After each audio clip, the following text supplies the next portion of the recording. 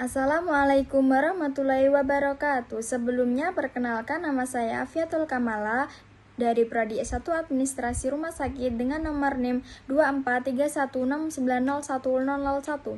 Tujuan saya membuat video ini adalah untuk memenuhi tugas mata kuliah Manajemen Keuangan yang diampu oleh Bapak Lutfi Zainur Rosyid SAKMM. Selanjutnya saya di sini akan mempresentasikan hasil tugas saya tentang implementasi kebijakan dalam penyusunan anggaran Rumah Sakit Islam Siti Khotijah di Kota Palembang. Yang pertama adalah latar belakang. Anggaran menjadi alat penting dalam perencanaan dan pengendalian keuangan rumah sakit. Rumah Sakit Siti Khotijah menggunakan mekanisme bottom up. Setiap unit menyusun rencana anggaran tahunan. Dan diperlukan pemahaman implementasi kebijakan agar penyusunan anggaran lebih efektif. Selanjutnya ada rumusan masalah. Rumusan masalah yang pertama yaitu bagaimana implementasi kebijakan penyusunan di Rumah Sakit Islam Siti Khotijah. Yang kedua, ada faktor apa saja yang memengaruhi implementasinya, seperti komunikasi, sumber daya, disposisi, dan struktur birokrasi. Yang ketiga, apa kendala dan hambatan yang dihadapi?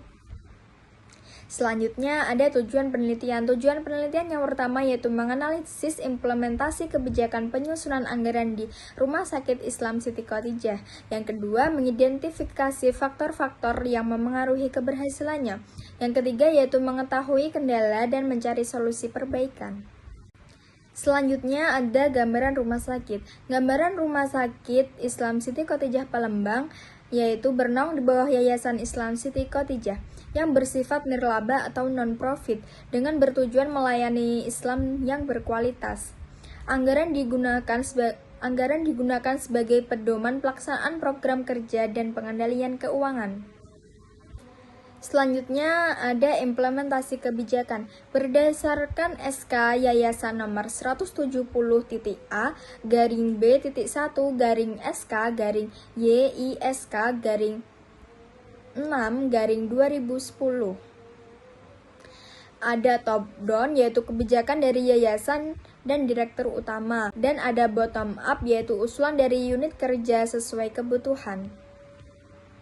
Selanjutnya, evaluasi yang dilakukan di dalam Rumah Sakit Islam Siti Khotijah dilakukan berdasarkan model George C. Edward III, yaitu mencakup komunikasi, sumber daya, disposisi, dan struktur birokrasi.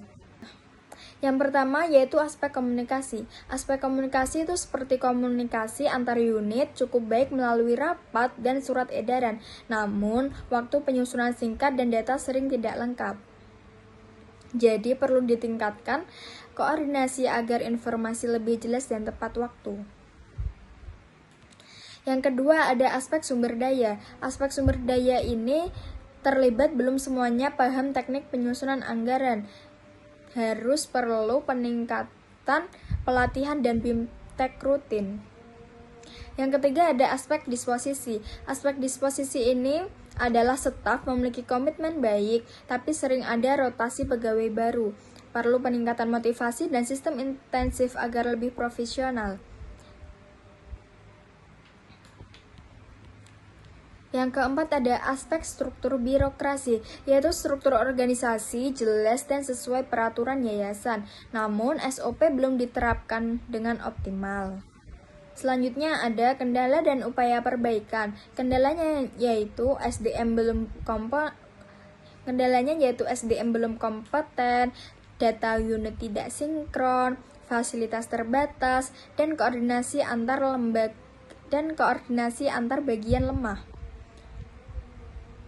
Upaya perbaikannya yaitu seperti pelatihan SDM, penguatan komunikasi, evaluasi berkala, dan optimalisasi SOP.